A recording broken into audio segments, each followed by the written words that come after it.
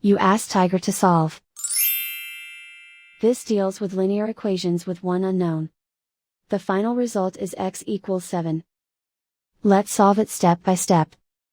Group all x terms on the left side of the equation. Subtract 5x from both sides. Group like terms. Simplify the arithmetic.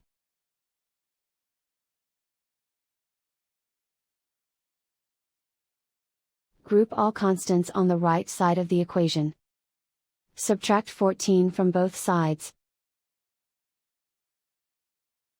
Simplify the arithmetic.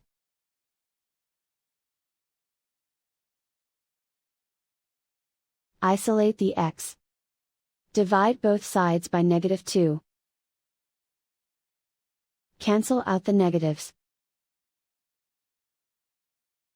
Simplify the fraction. Cancel out the negatives. Find the greatest common factor of the numerator and denominator. Factor out and cancel the greatest common factor. And so the final result is x equals 7.